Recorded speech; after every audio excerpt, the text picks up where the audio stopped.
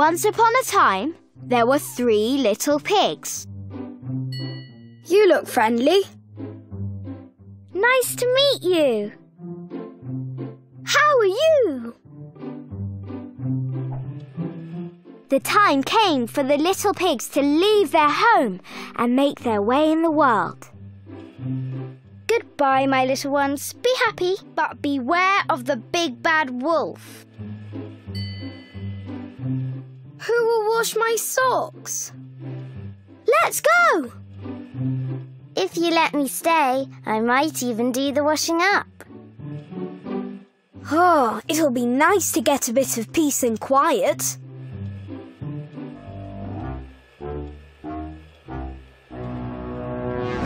Shh! Don't tell them I'm here. The 3 little pigs went on their way. This plant is heavy. I'm tired already.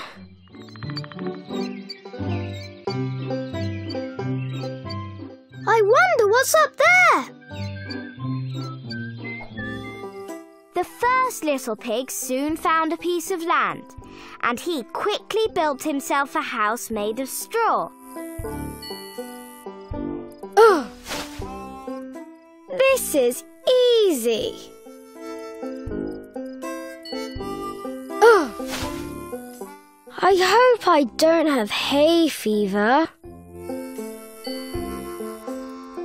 Oh, all done.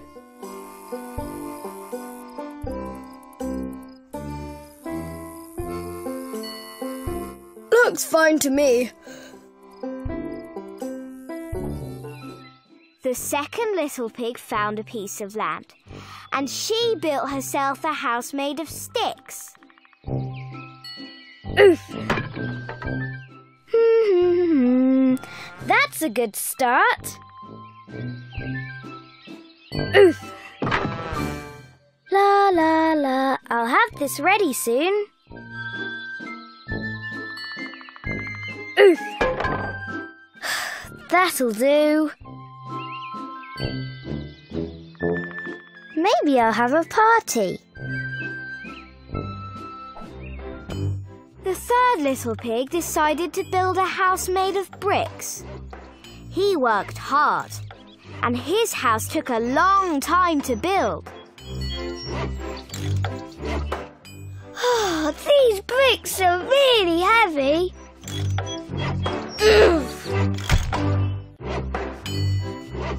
How do you do? I'm going to need some more cement.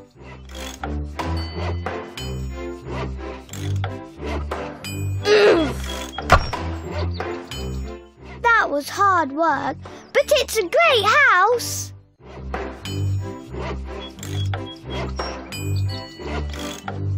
Just a few more things to do. Well done.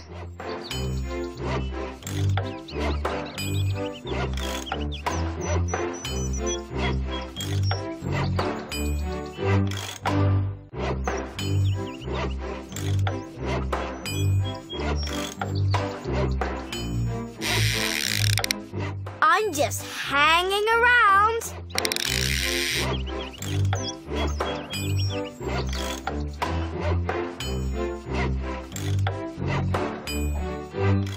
The 3 little pigs lived happily in their 3 little houses.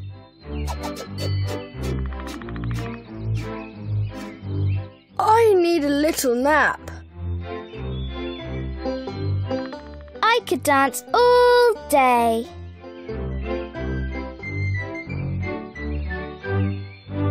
This will be done in no time.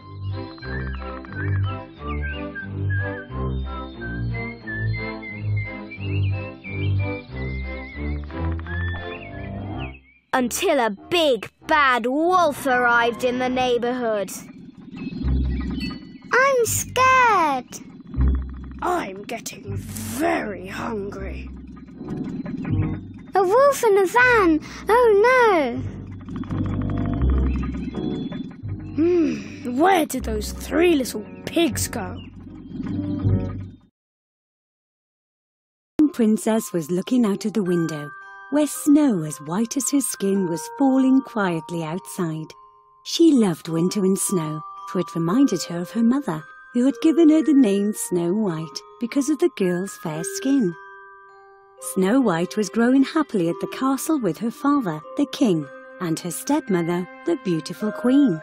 Her father was a good and caring man, but her stepmother was a proud and vicious woman. The queen had a magical mirror, which she would often ask while looking at herself. "Mirror, mirror, on the wall, who is the fairest of them all?" And the mirror would always reply in the same way. "You, my queen, are the most beautiful among them all."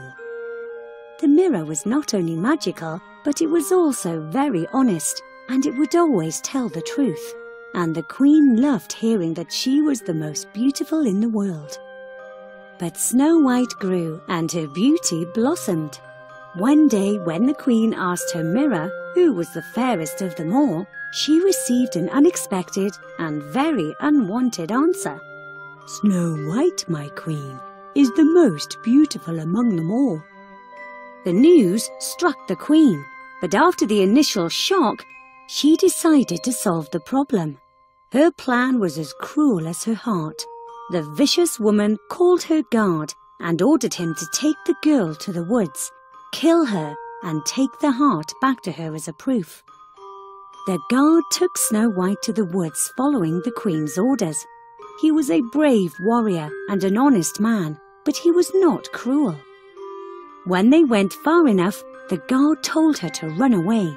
His good heart just didn't let him kill Snow White.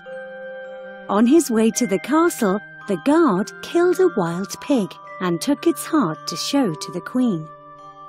Happy to hear that Snow White was dead, she hurried to her mirror and asked, "Mirror, mirror, on the wall, who is the fairest of them all?" "Snow White, my queen, is the loveliest among them all." Saying that, the mirror showed to Her Majesty that the girl was still alive. That Snow White's stepmother was vain and vicious was well known. However, no one knew that the queen was capable of certain magic too. So when she heard the news, she waited no more, but decided to kill Snow White on her own. At that time, Snow White wandered alone in the woods until she came to a small cottage. It looked so unreal with its tiny windows and small door and chimney. "I wonder who lives there," Snow White said to herself, and entered the house. Everything inside was just as small as the house itself. The table was set for 7 people, and Snow White was hungry. Therefore, she decided to have a bite of each meal and a sip of each cup, so that she doesn't leave anyone without a meal. When she was done eating, Snow White went to the bedroom and tried a couple of beds before she fell asleep on one of them. It was not long before the house owners got home. They were 7 dwarves who worked in the mines every day. What a surprise it was for them to find that someone entered their house and is now sleeping on one of the beds. The dwarves let her sleep. When she woke up, Snow White told them her story. When they heard all that she had to tell, the dwarves gathered for a meeting. They decided to let her stay and live with them. The next day they left to work and warned Snow White to be very careful and not to open the door to strangers. At that time the queen had been preparing the next evil plan to kill Snow White. She dressed herself as an old woman, took a poisonous apple which she had prepared herself, and set off to Snow White. "Sweet apples I have, my lady. Won't you buy some?" the queen asked Snow White when she found the dwarves' cottage. "My landlord's told me not to open the door to strangers," the girl said. "Oh, you don't need to open the door. Here, try this big red apple," the queen said, and gave Snow White the apple. When Snow White bit the apple, she fainted on the floor lifeless, and the queen ran away. When the dwarves found her, they thought she was dead. They tried everything they could to save her, but they couldn't bring her back to life. The dwarfs cried and wept for days. They laid her on a bed of rose petals in a crystal coffin and started to the mountains to leave the coffin there so that they can see her beautiful face every day when they were going to and back from the mines. On their way to the mountains, a stranger met them. He was riding a beautiful black horse, and when he saw Snow White, he fell in love with her. "Where are you going with this beauty?" he asked them, and they told him that they were going to the mountains to lay the coffin there so they can go and visit Snow White every day. Then the stranger, who was a prince, suggested, "Let me help you with this. You can put the coffin on the horse's back." The dwarves lifted the bed of roses and all started for the mountains. On their way, the horse stumbled over a bump, and at that moment, Snow White coughed out the poisoned bite. When she woke up, the prince and the dwarves couldn't express their happiness. She told them what had happened, and they understood it was not an old woman, but the vicious queen herself who gave her the apple. The stranger then spoke. "My princess, if you become my wife, I will protect you day and night from your stepmother." At that time, the queen was standing in front of her magical mirror. "Mirror, mirror on the wall, who is the fairest of them all?" Expecting that the mirror will give her the answer she was expecting, "Snow White, my queen, is still the fairest of them all. She survived your poison, and she is getting married to a prince who saved her." The queen couldn't bear the news and died.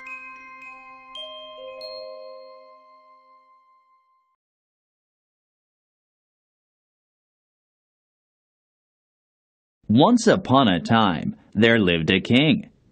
He had a beautiful daughter. She liked to play with her golden ball by the pond near the forest. One day, the princess accidentally let the ball fall into the pond by mistake. Oops! Oh no! Splash! She tried to find her ball in the pond, but the water was too deep. The princess began to cry very loudly. An ugly frog sitting on a rock by the pond heard her. Now what will I do? I have lost my golden ball forever. What is the matter, princess? Why are you crying? I am crying because my golden ball fell into the pond. Do not cry. I can help you. How can this ugly frog help me? What will you give me for finding your golden ball? I will give you whatever you want, dear frog. I will give you my jewels. I will even give you the golden crown I am wearing. I do not want your jewels or your crown, but promise me this. Let me sit by you and eat with you, and then you must kiss me too. Promise me. Then I will go down into the pond and get your ball. Oh, if I must, yes. I promise you all that you wish. Now, please hurry. Oh, my golden ball. Thank you, Frog. The princess was very happy. She picked up the ball and hurried away. Wait, wait! Take me with you! I cannot run as fast as you can! But the princess pretended not to hear him. She ran back to her castle and closed the door. The frog is talking nonsense. The forest is the right place for a frog. Life in the castle is not for him. The next day, the frog hopped up to the castle door. The frog knocked on the door. Oh, Princess! Princess! Open the door for me! Oh no, it is the ugly frog! Make him go away! The servant went to the door and told the frog to leave immediately. She slammed the door in the poor frog's face. Princess! Princess! Open the door for me! Keep the promise you made to me. If you don't open the door, I will cry here day and night until you do. Open the door! The king noticed that his daughter was frightened by something. My child, what are you afraid of? Is there something scary outside? No, it is nothing. It is only a disgusting frog. She then told her father how the frog had helped her. Dear child, you must keep your promise to the frog. A promise is a promise. Go and let him in. Lift me up beside you, Princess. What? No, I don't want to. Dear, a promise is a promise. You should not make a promise if you do not intend to keep it. The princess did not want to go near the frog, but she could not disobey her father. Now, push your golden plate nearer to me. I am hungry and I want to eat together with you. The frog enjoyed all of the food, but the princess could hardly eat because she did not want to be near the ugly frog. Dear Princess, it is time for you to kiss me. If you do not, I will tell your father. No! The princess grabbed the frog and threw him against the wall. Now you will be quiet, you ugly frog! Oh! Oh! The frog was very still. Oh, is he dead? Oh my! What have I done? The princess was frightened. She picked up the ugly frog very carefully, but the frog still did not move. The princess felt very sorry for him. Oh, he just wanted to be my friend. What have I done to this poor frog? And she kissed the frog as she cried. Suddenly, with a bright flash of light, the ugly frog turned into a handsome prince. Whoa! You broke the spell! A long time ago, a wicked witch turned me into an ugly frog just because I did not like her. Only the kiss of a beautiful princess could save me. Thank you, dear princess. The princess was overjoyed at the change. In no time at all, the prince and the princess fell in love and were married, and they lived happily ever after.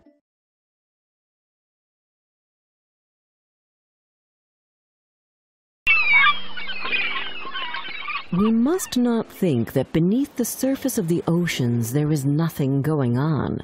No, for indeed the finest flowers grow there, and fish glide between them.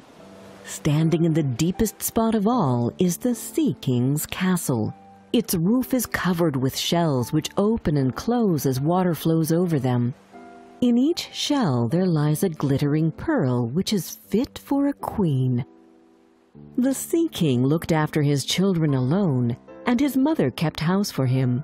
She was a wise woman and a very caring grandmother to the 6 little sea princesses. They were all lovely, but the youngest was the prettiest of them all. Her skin was soft and delicate, and her eyes were as blue as the sea. But, just like all the others, she had no feet, and her body ended in a fish's tail. She was quiet and thoughtful, very different from her sisters. While they got excited about the wonderful things which they found in shipwrecks, She cared only about her pretty red flowers and a beautiful white marble statue of a handsome boy which had once fallen to the bottom of the sea. She made her grandmother tell her all she knew of the world above the ocean, and nothing made her happier than to hear these stories.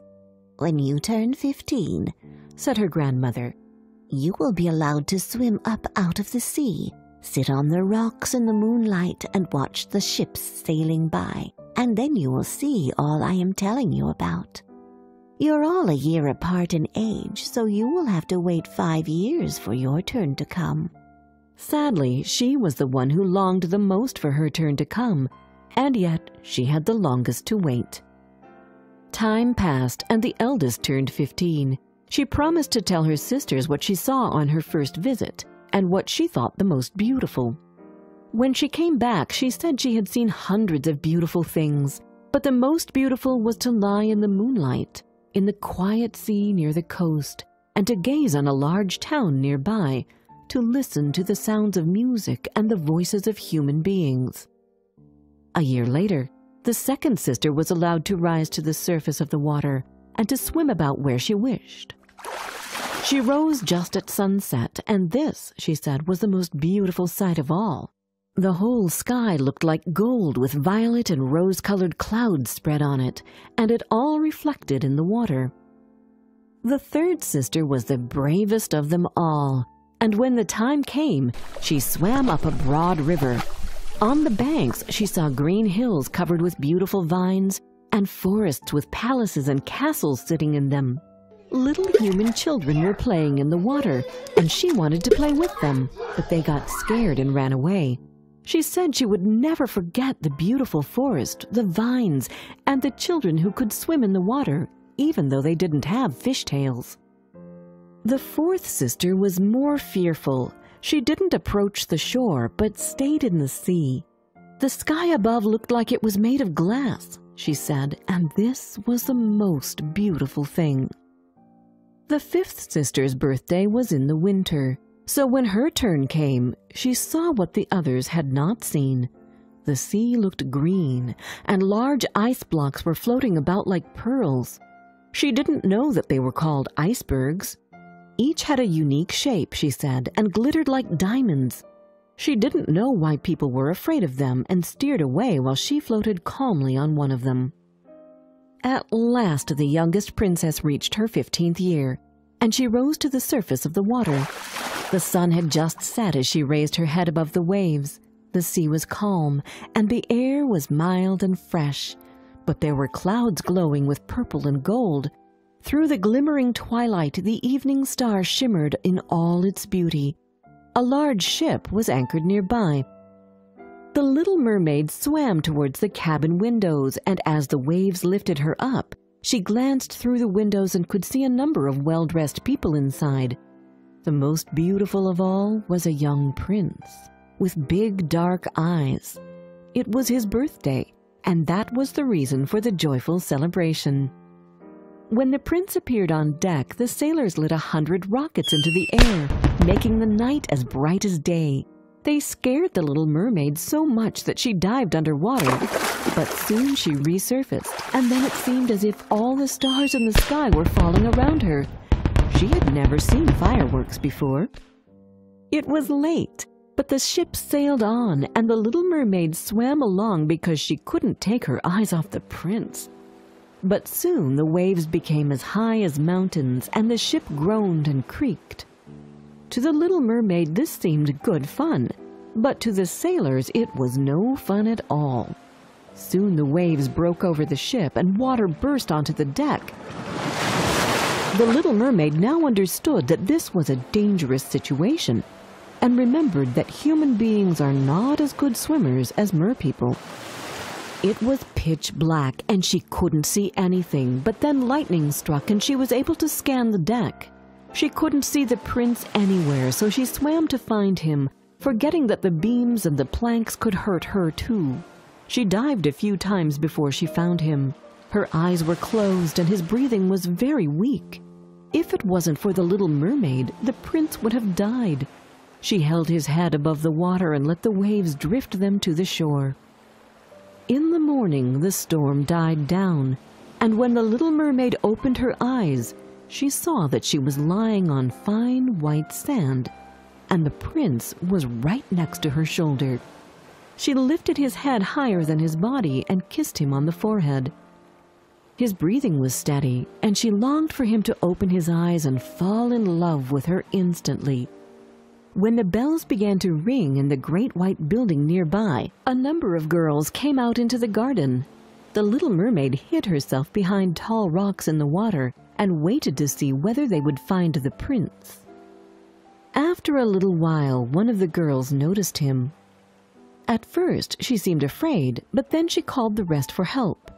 The mermaid watched the prince from a distance. He regained consciousness and smiled at everyone with his charming smile. But he did not know that she was the one who had saved him, and so he didn't smile at her. This made the little mermaid feel so miserable that she dived gloomily and returned to her father's palace. Her sisters met her joyfully and asked her what had taken her so long, but she didn't answer.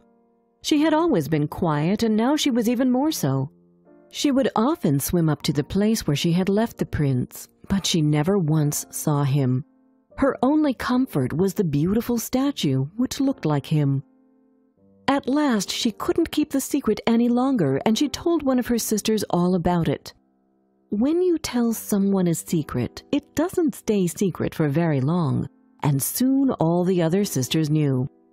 In an attempt to help her youngest sister, one of the mermaids asked her closest friends who the prince was, and she soon found out who he was and where he came from. "Come, little sister," said the other mermaids, and they held their arms and rose up to the surface of the water close by the palace. Now that she knew where the prince lived, she would sit at the shore and would watch him. He also seemed to be quite lonely. She would often hear fishermen talk about his good deeds, and she was happy that she had saved him. If only he could remember that she had saved him. The little mermaid grew more and more fond of human beings. One day she asked her grandmother, "Do humans live forever?" They die just like we do, but their life is shorter than ours. We can live to be 300 years old, and then we turn into sea foam while human souls live forever. "I wish I were a human and had an immortal soul, if only for a day," the little mermaid exclaimed. "You shouldn't think about that because we live better and happier lives," said her grandma. "Is there anything I can do to get an immortal soul?" the little mermaid insisted. "No, unless a man loved you so much that you meant more to him than his parents and more than himself. Only then would you get a human soul. But it is impossible anyway, see? People don't find our tails very beautiful. They think having two awkward limbs, which they call legs, is more attractive." That same evening there was a ball at the Sea King's palace. All the mermaids and mermen were dancing and singing happily, but the little princess was dreaming of the world above. "I will go to the sea witch for advice while my sisters are at the ball. She will help me, although I'm so afraid of her," she thought. She swam for a while before she arrived at a palace built of human bones. Before she had even knocked at the door, she heard the witch's wicked voice. "I know why you came." Then the witch appeared in front of the little mermaid. "You want to get rid of your fish tail and have legs instead. This is a stupid idea of yours, and it will bring you only sorrow. But you will get your way since you long for an immortal soul so much. I will prepare a draught for you, which you must drink before the sun rises tomorrow. Swim to the land, drink it. Then you will see how your tail turns into legs. Of course, you will be in great pain from that moment on, and every time you walk or dance you will feel as if hundreds of sharp knives were cutting them. You will still have the gracefulness of a mermaid. Can you endure such pain?" "Yes, I can," said the little princess, but her voice was trembling. "There is more. You should know that once your fish's tail turns into legs, you will no longer be able to get it back. Nor can you return to your father's castle. You must win the prince's love, and you should get married. so that you can get an immortal soul. If he marries someone else, your heart will break, and you will turn into foam. Are you sure you want this destiny? The witch asked again.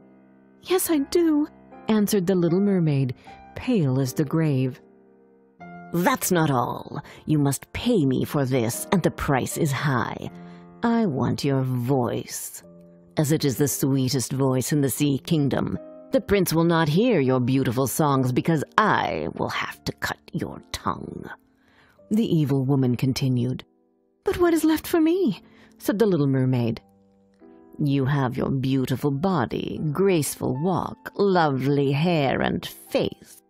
These are enough to enchant a man's heart. Now stick out your tongue so that I can start preparing the draft, which will turn your fishtail into legs. The little mermaid gave her voice for the draft, and rushed to escape the witch's house as soon as she could. When she returned to the castle, the ball was over. She wanted to say goodbye to her sisters, but she remembered she was mute. And so she took a flower from each of her sisters' gardens, kissed each of them on the forehead, and swam above towards the palace. She arrived at the shore when it was still dark and drank the magic draught. Instantly, she felt a cutting pain so strong that she fainted on the rocks. In the morning, she woke up with a sharp pain, but when she opened her eyes, she saw the prince in front of her. She thought she was dreaming, but he smiled at her, making her cast down her eyes. Then she saw that she had 2 legs instead of a tail. She then realized that she had no clothes on, so she covered her body with her hair. The prince asked her who she was and where she came from, but she only looked at him with her big, beautiful eyes, unable to answer.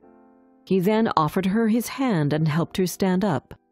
The pain in her feet was of 1,000 needles, but still she stepped next to him as light as a feather, and the prince thought he had never seen such a graceful girl.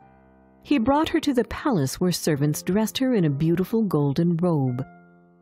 The little mermaid was so happy to finally be at the palace that she couldn't stop smiling. The prince called her his little foundling. At the ball, held that same evening, he couldn't take his eyes off of her as she danced. She danced like no one has ever danced before. The days passed, and the prince loved her more and more each day. But he loved her as a child. You remind me of the girl who once saved my life when I was drowning. I haven't found her yet, but I remember she found me on the shore and saved my life. You remind me so much of her, and you are devoted to me just like her. I am so thankful for you, and we will never separate, my dearest foundling.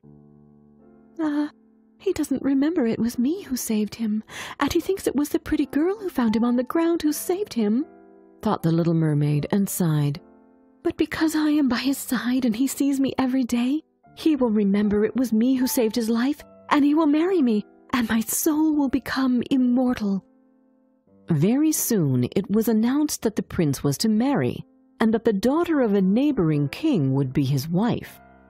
This news saddened her very much, but the prince calmed her when he told her, I will go and see the princess as my parents wish, but I will not bring her home. I can only marry the girl who saved me that you look so much like.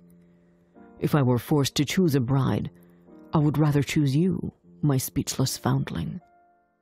The next morning the ship sailed into the harbor of a beautiful town. The little mermaid was very anxious to see whether the princess was beautiful. When she saw her, she had to admit she had never seen such a beauty before. I can't believe that I found you, the prince said to the princess. It was you who saved my life when I lay on that beach. He held his bride in his arms. Time passed, and it was time for their wedding day. Oh, I am so happy that my dreams have come true, and you can be here on my wedding day, my foundling, he said to the little mermaid as they were walking down the church aisle. The little mermaid, dressed in silk and gold, held up the bride's veil. She smiled at him, but she didn't hear the festive music, and her eyes saw nothing of the holy ceremony. She thought of her own death, which was going to happen very soon. The wedding was held on the ship that same evening.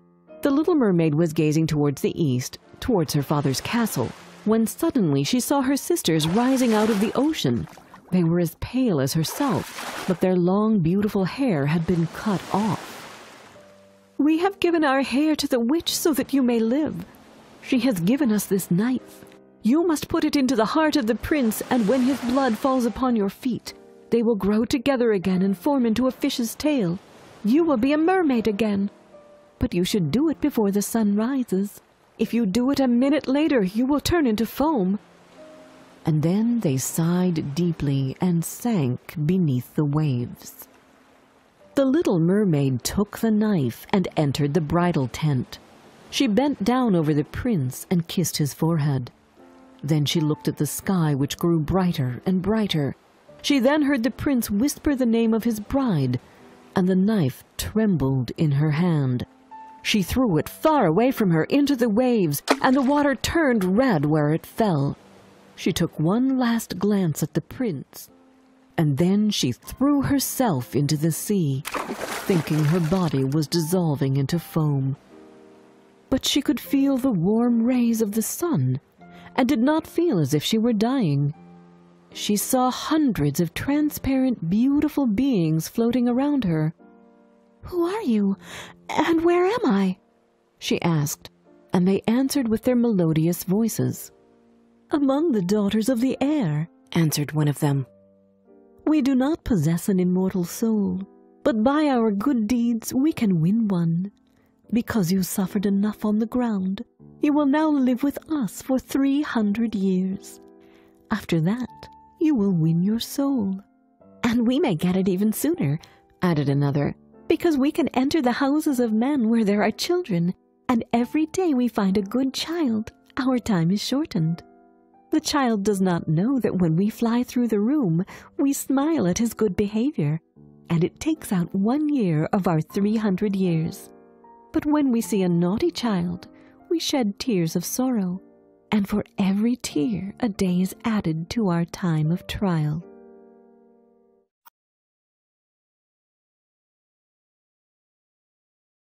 Once upon a time, a rich man lived with his wife and daughter. But his wife was very ill. She asked to see her daughter for the last time. "Dear child, be good and kind to everyone. I will be near you always and watching you from heaven. Always remember that God will protect you." Then her mother died. "Oh, Mother, I promised to be good and kind to everyone." Every day, the girl went to her mother's grave and wept. She always remembered what her mother asked and was good and kind to everyone. On her way to the grave, a white bird always flew around the daughter.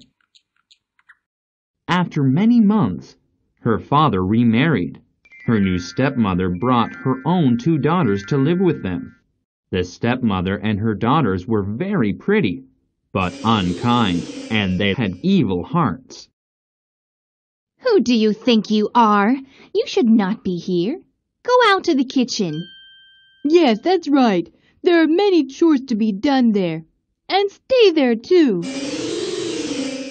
"Here's an old nightgown and some wooden shoes. These are more suitable for you to wear." The poor girl worked hard from morning until night. Her stepsisters never helped. But the white bird helped her and sang a beautiful song to her whenever she wept and felt lonely. "Lovely bird, you are my closest friend, aren't you? I wish you could talk to me." When night came, she fell asleep by the warm hearth.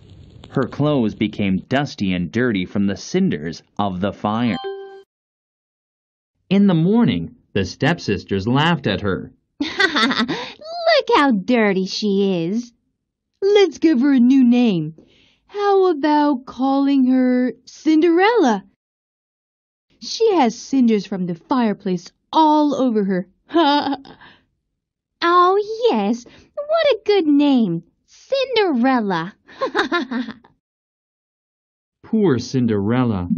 Every day she worked hard and had to listen to her stepsister's unkind words. Still, she remained good and kind. She visited her mother's grave often and wept. When she felt sad, the white bird cheered her up with a beautiful song. Then she would feel happy again because the song sounded like her dead mother's lullaby. One day, the king decided to have a big party. He invited all of the beautiful girls in the country. The king wanted his son to choose one of these pretty girls to marry. I'm going to the king's party to marry the prince. Cinderella, fix my hair and help me get dressed. No, help me first. I'm going to the party so that I can marry the prince, not you. Please don't fight. I will help you both. Cinderella helped her two sisters and thought that the party would be very wonderful. I wish I also could see such a wonderful party. I wish I could see the beautiful people dance together and see the wonderful palace too. But stepmother would never allow me to go to the party. However, the more she thought about the party, the more she wanted to go. She finally decided to ask her stepmother to take her too. No, you don't have a dress to wear. Besides that, you're all dirty, and you don't know how to dance. Everyone would laugh at you. Besides, we would be ashamed because of you. Then, Cinderella's stepmother and two stepsisters left for the party. Cinderella was so sad that she went to her mother's grave and cried. The white bird followed her. Oh, I wish I had a beautiful dress.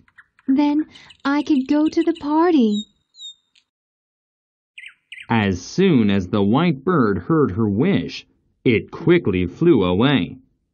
After a while, the bird returned with a small package in her beak and dropped it into Cinderella's arms.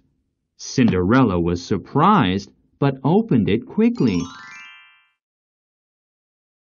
What a beautiful dress and a pair of shoes! Where did you get them? Oh, thank you, dear bird. She quickly got dressed and hurried to the king's party. Everyone wondered who the beautiful girl was. Who is that beautiful girl? She must be a princess from a far country. They could not recognize Cinderella. Won't you dance with me? Yes, I will. The prince would not allow anyone else to dance with her. He could not take his eyes off Cinderella. Soon it was late in the evening. Let me take you home. Oh no, I must go home alone. Wait! Please don't go away so quickly. Did I do something wrong? No, thank you for taking care of me. Cinderella could not say any more, and she quickly ran from the party. She did not want the prince to know that she was only a maid. But the prince tried to follow her home. I cannot believe how fast she can run. Cinderella took a shortcut and soon disappeared from sight. The prince tried to follow her, but soon got lost in the woods. After a while, he gave up and started the trip back to the castle. On his way back, he heard a beautiful sound. What a beautiful sound that is. The prince turned his head to see where the beautiful sound was coming from.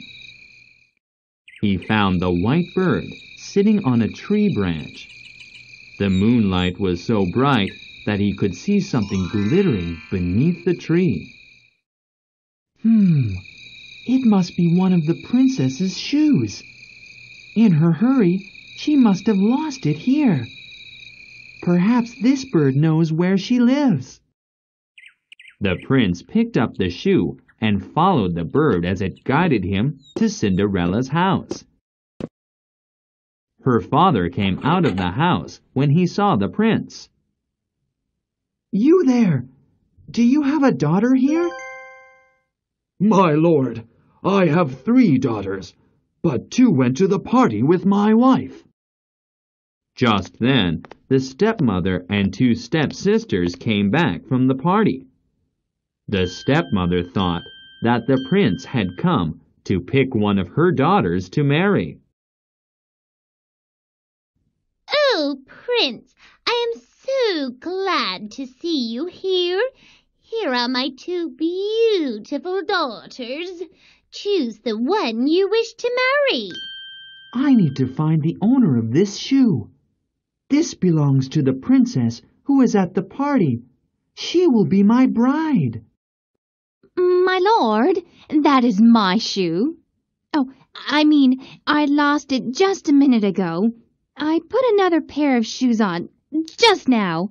Please allow me to try it on inside the house, my lord. They hurried inside the house with the shoe. The stepsister tried her hardest to put on the shoe. Let me try it on. Ouch! The stepsister tried to squeeze her toes in, but the shoe was too small for her feet. Give me that. I am sure it will fit my foot. Let me try. Cut off your heel if you must. You have to get your foot into the shoe. The second stepsister curled up her toes and took off her stocking to try to make the shoe fit. But the shoe was too small for her. You fool! Let me cut off your toes. What? Mom, please. But the prince overheard this and stopped her angrily. Let me see your 3rd daughter. She could not possibly be the one. She is dirty and ugly. Besides, she has been home all night, sitting in the ashes by the fireplace. I am sure you would not want to see her. I insist. I must see all the girls in this house. They must all try on this shoe. Cinderella was wearing her old nightgown and looked very dirty. But the prince did not hesitate to go to her. Put on this shoe. Yes, my lord. It fit her foot perfectly. The stepmother was so surprised that she fainted. You will be my wife. Oh, no! This can't be happening! The stepsisters sat down and cried loudly. The white bird flew to Cinderella and sang a beautiful song. It sat on her shoulder for a moment, then sat on the prince's shoulder too. The delighted prince took Cinderella and the bird to his castle, and there they lived happily ever after.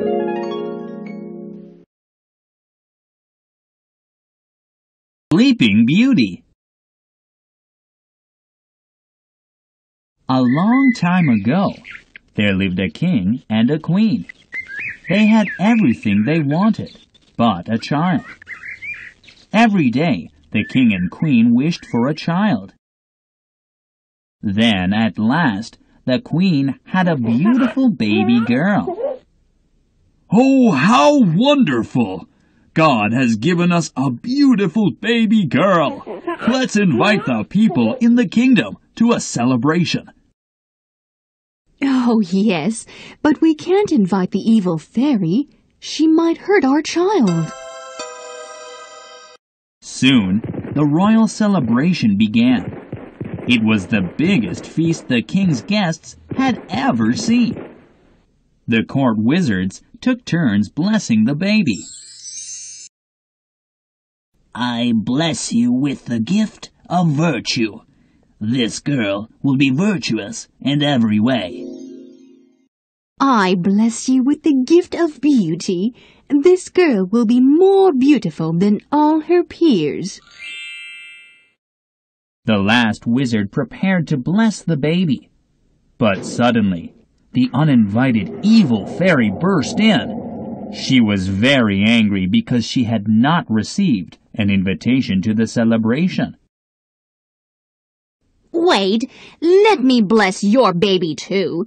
When she is 15, she will prick her finger on a spindle's needle. Then she will fall down dead. Everyone was shocked and terrified by what the evil fairy had said. Luckily, there was one more blessing to be given. The last wizard lifted her head sadly and spoke. I can't undo the evil fairy's spell, but I can soften its blow. Your daughter will not die, but will fall into a deep sleep. And everyone in the castle on that day will fall asleep too, until the princess is awakened. But she must be awakened by someone who truly loves her. Oh, God! Save my princess, please! Now, burn every spindle in the whole kingdom! I will do my best to protect my princess. The baby girl grew into a beautiful young princess. All the blessings had come true in her life. She was beautiful, kind, good, and generous. One day, she decided to go riding. You, get the princess's horse. Hurry! The stable boy couldn't turn his eyes away from the princess. Am I dreaming? How can she be so beautiful? Then, the stable master hit the boy to make him work more quickly. Stop! Never hit that boy again. The stable boy thought that her kindness made her even more beautiful. The boy's heart beat quicker than ever. Take care of yourself. If he beats you again, I will have him replaced. However, the stable master did not stop hitting the boy. So, the stable boy ran away. He reached a distant kingdom, far away from the stable. One day, the princess explored the castle. She climbed up to a very old tower and opened the door. Hello? What are you doing? I'm making thread. What a curious machine. It makes an interesting noise. May I try it? Ouch! Oh, I feel so strange. Immediately, the princess fell into a deep sleep. Soon, one by one, everyone in the castle and even the animals in the stable fell asleep.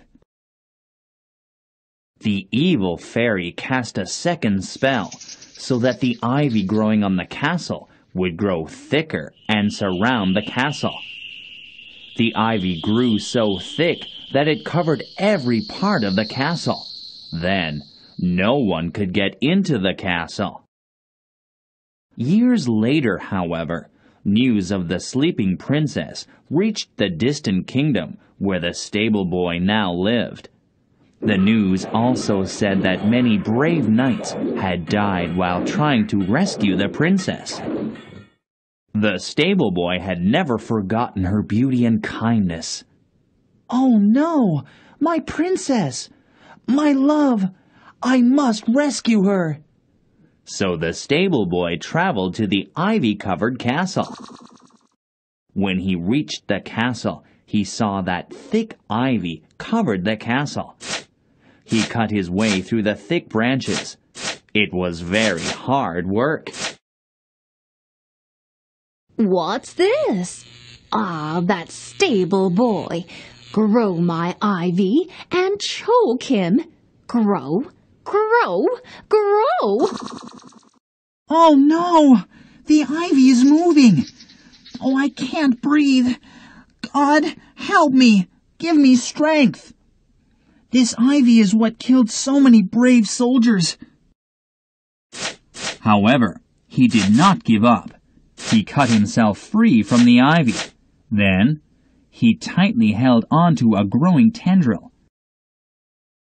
And he quickly crawled up to the very top of the ivy, as if he were skillfully riding a wild horse.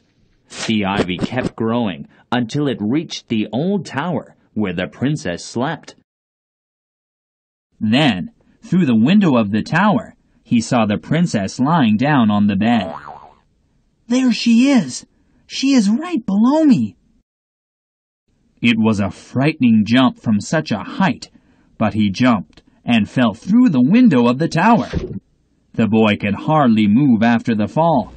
However, he crawled slowly toward her. Oh, my lovely princess! Now, grow, my ivy. Go in through the window and kill him quickly before he kisses the princess. But it was too late. The stable boy kissed the princess. No!